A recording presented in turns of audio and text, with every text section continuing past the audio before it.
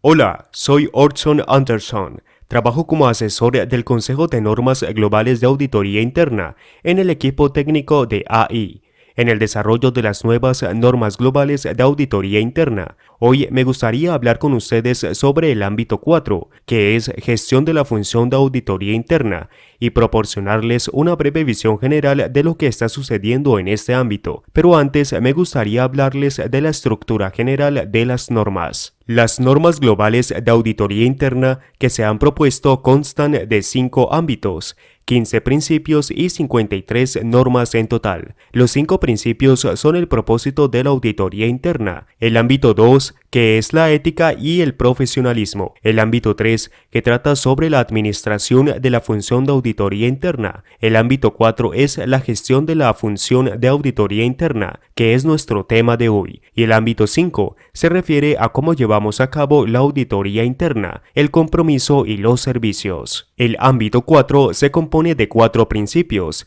El primero se refiere a la planificación estratégica, el segundo a la gestión de los recursos de la función de auditoría interna, el tercero a la comunicación eficaz con los accionistas y el último a la mejora de la calidad del trabajo de las funciones de auditoría interna. Comenzaremos con el principio 9. El director ejecutivo de auditoría debe planificar estratégicamente para garantizar que la función de auditoría interna cumpla su mandato y que esté posicionada para el éxito a largo plazo. Este principio se logra a través de 6 normas. La primera es el requisito de que el director de auditoría comprenda los procesos de control de la primera gestión de la administración para mantener los procesos en objetivos de alto nivel que usa la organización y así alcanzar sus metas y objetivos. Por tanto, la primera norma implica el requisito de que el director de auditoría comprenda los procesos de control y gestión de riesgos de la organización. Estos son los procesos que se usan para garantizar que la organización alcance sus objetivos estratégicos. La segunda norma exige que el director ejecutivo de auditoría proporcione una visión, un objetivo estratégico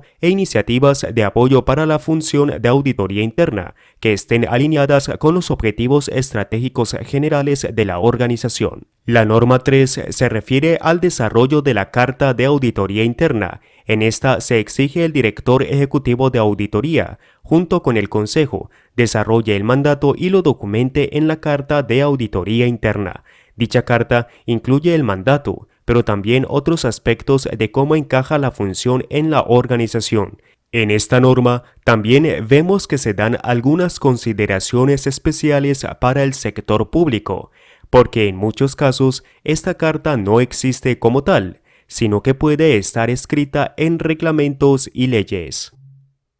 La cuarta norma se refiere a las metodologías internacionales de auditoría. En esta, el director ejecutivo de auditoría debe especificar las políticas, procesos y procedimientos que usará la función de auditoría interna para llevar a cabo este trabajo. La quinta norma es la elaboración del plan de auditoría interna. Es la misma que la de las normas de auditoría interna vigentes, pero la idea aquí es que el plan tiene que ser muy flexible. Ciertamente tiene que realizarse cada año, pero puede hacerse con más frecuencia y revisarse con más frecuencia según el entorno de la organización. La última norma es la 9.6, la cual se refiere a la coordinación y dependencia de los proveedores de garantías, tanto los que trabajan en las organizaciones para proporcionar garantías como los que están fuera de las organizaciones, pero proporcionan garantías al Consejo y a la dirección sobre la gestión del riesgo.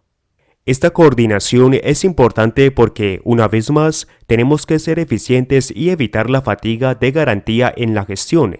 El segundo principio se refiere a la responsabilidad del director de auditoría de gestionar los recursos para que con la función de auditoría interna se complete su plan y cumpla su mandato. Esto implica 3 tipos de recursos. La norma 10.1 trata de los recursos financieros, que son básicamente el presupuesto de la función.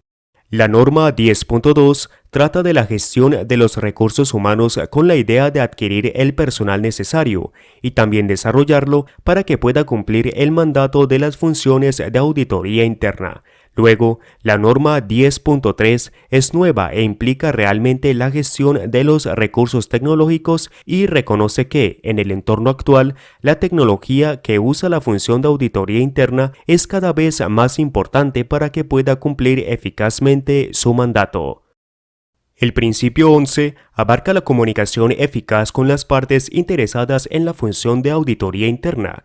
Esto se ha enfatizado mucho más en las normas propuestas que en las normas actuales, y realmente se comienza con la creación de relaciones y la comunicación con las partes interesadas. Esta cuestión se aborda en la norma 11.1, que básicamente exige que el director ejecutivo de auditoría reflexione y considere mucho más cómo se gestionan las relaciones y comunicaciones formales e informales en las partes interesadas. La norma 11.2 es muy similar a las normas actuales, que básicamente hablan de que las comunicaciones eficaces deben ser oportunas, claras, concisas, etc. La norma 11.3 se refiere a la comunicación de resultados. Hay tres tipos de comunicación.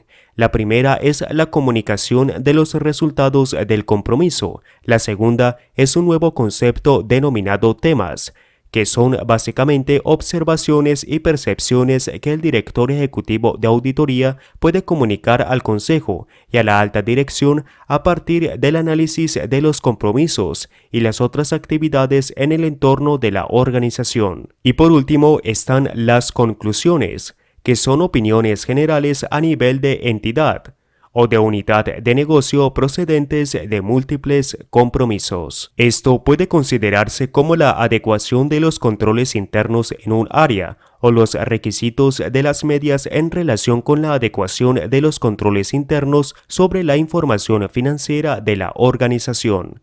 Las dos últimas normas tratan sobre errores y omisiones, es decir, cómo deben corregirse las cosas, y en concreto exigen que el director de auditoría discuta con el consejo un criterio básico que determine la importancia de cuándo deben corregirse los errores y omisiones. Y por último, la comunicación de riesgo aceptable, que se encuentra en las normas actuales. Básicamente, dice que los casos en los que la dirección ha aceptado un riesgo que el director de auditoría sigue creyendo que supera el riesgo tolerable o el deseo de arriesgarse de la organización, deben discutirse con la alta dirección y después llevarlo al consejo para su discusión.